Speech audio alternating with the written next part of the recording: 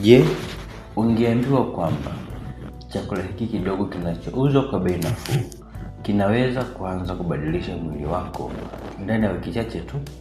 Na je, ni kweli kwamba wanaume wanaokula karanga mara kwa mara wanaweza kupata faida kwenye afya ya nguvu, moyo na misuli, hata afya ya uzazi? Lakini subiri, nini hasa hutokea ukila karanga kila siku kwa siku 30 mfululizo? Je, mwili huanza kupata nguvu zaidi, tumbo huanza kupungua, usingizi huimarika? Na je, kuna ukweli wowote kuhusu karanga na nguvu za kiume? Leo tutapitia siku baada ya siku, wiki baada ya wiki, kuona mabadiliko ambayo mwanaume anaweza kuyaona mwilini baada ya kula karanga kila siku kwa mwezi mzima.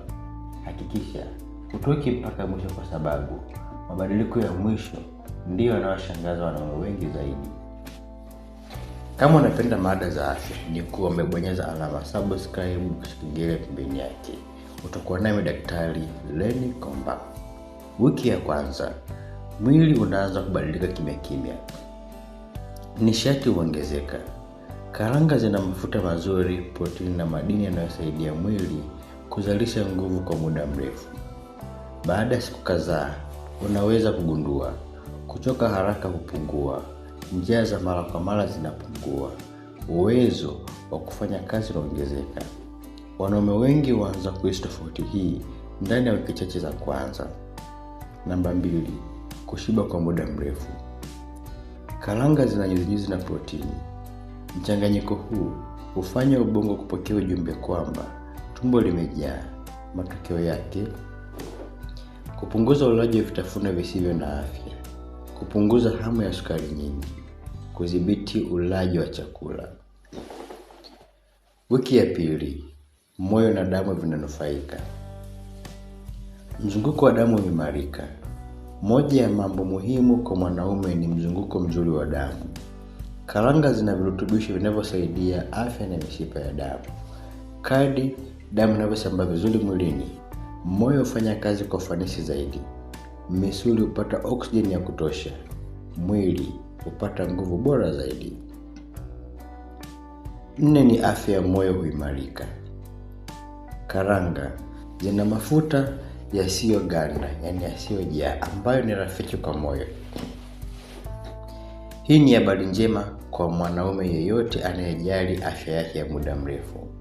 Moyo wenye afya bora maana yake ni mwili wenye uwezo mkubwa wa kufanya kazi kwa ufanisi.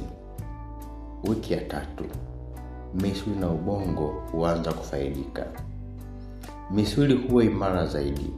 Kwa mwanaume anayefanya mazoezi, karanga ni chanzo kizuri cha protini. Misuli hutumia protini kujijenga na kujirekebisha. Baada ya wiki kadhaa, nguvu huongezeka, misuli hupona haraka zaidi, uchovu wa mazoezi hupungua. Namba 6, umakini na kumbukumbu huongezeka. Ubongo unahitaji mafuta mazuri na madini mbalimbali kufanya kazi vizuri. Karanga zina vitamini E, magnesium, niacin. Virutubisho hivi vinahusishwa na afya bora ya ubongo. Wiki ya 4, kile ambacho wanaume wengi hutamani kujua. Karanga na afya ya uzazi. Yaani, sasa tumefika sehemu ambayo wanaume wengi husubiri. Je, karanga zinaweza kusaidia afya ya uzazi? Jibu ni ndio. Kwa kiwango fulani, karanga zina virutubisho muhimu kama zinki, vitamini E, folate na arginine. Virutubisho hivi vina mchango katika afya ya mfumo wa uzazi wa mwanaume. Karanga na nguvu za kiume. Hapo kuna jambo muhimu la kuelewa. Karanga si dawa ya kuongeza nguvu ya kiume, lakini zinaweza kusaidia mambo yanayohusiana na uwezo wa mwili kufanya kazi vizuri. Kwa mfano, arginine inayopatikana kwenye karanga husaidia mwili kutengeneza nitric oxide. Nitric oxide husaidia mishipa ya damu kupanuka vizuri. Mzunguko mzuri wa damu ni sehemu muhimu ya afya ya mfumo wa uzazi wa mwanaume. Pia, moyo wenye afya bora, uzito unaodhibitiwa viwango bora vya nishati, lishe nzuri. Vyote hivi vina mchango mkubwa katika afya ya nguvu za kiume. Ndiyo maana wanaume wengi wanaofuata lishe bora inayojumuisha karanga huona mwili ukiwa na nguvu zaidi kwa ujumla. Lakini kumbuka, hakuna chakula kimoja kinachoweza kutatua matatizo yote ya nguvu za kiume. Afya ya mfumo huu hutegemea pia mazoezi, usingizi, uzito wa mwili, msongo wa mawazo na magonjwa mengine. Namba 9, ngozi na muonekano huimarika. Vitamini E iliyopo kwenye karanga husaidia kulinda seli za mwili. Baadhi ya watu huanza kuona ngozi yenye afya zaidi, muonekano mzuri zaidi na kupungua kwa uchovu kwenye uso. Namba 10, kinga ya mwili huongezeka. Karanga zina zinki, protein, antioxidant. Virutubisho hivi vina mchango katika kuimarisha kinga ya mwili.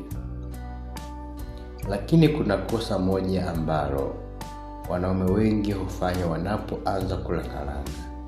Wanafikiri kadri wanavyokula nyingi ndivyo wanavyopata faida nyingi zaidi. Huu ni uongo mkubwa. Madhara ya kila karanga kupita kiasi.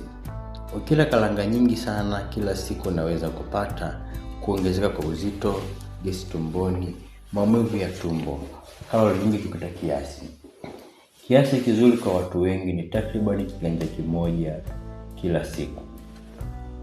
Baada ya siku 30 za kula karanga kila siku kwa kiasi sahihi, mwanaume anaweza kuanza kuona mabadiliko mengi, ikiwemo ongezeko la nishati, kuboresha afya ya moyo, kuimarisha misuli, kuboresha umakini, kusaidia afya ya uzazi na hata kuboresha mzunguko wa damu mwilini.